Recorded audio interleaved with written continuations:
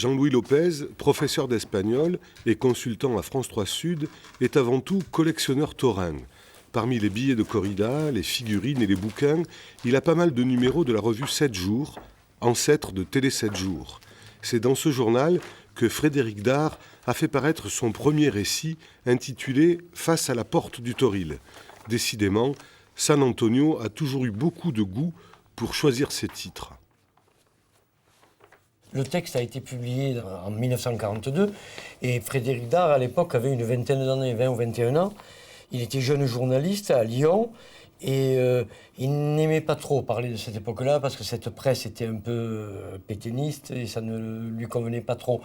Mais c'est un récit tauromachique qui est un peu désuet, très, très simple, mais très agréable et très frais.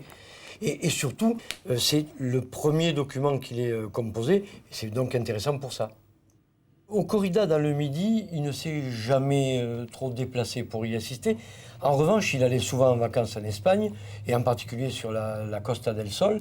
Et il allait à Malaga, à Marbella, et il a assisté à plusieurs corridas. Il était fasciné par des toreros tels que Espartaco, des choses comme ça, des toreros spectaculaires. Il y a d'abord des références à la tauromachie dans de très nombreux romans. Le vocabulaire est trop facile et trop propice à l'humour.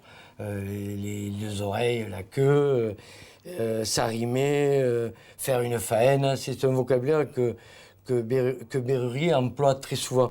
Et puis il y a surtout les deux oreilles et la queue, un véritable récital d'humour et de poésie de la part de Frédéric Dard. Et il écrit en 4e couverture ces mots qui sont extraordinaires. Les deux oreilles et la queue, tu le sais, représentent la suprême récompense qu'un jury de corrida accorde à un toréador qui a magistralement scraffé son bestiau. Et dans notre affaire, j'ai obtenu les deux oreilles et la queue. Et tu sais qui me les a accordées? Monsieur le Président de la République royale française. C'est tout l'humour de Dard et de Berruyer et de San Antonio, bien sûr.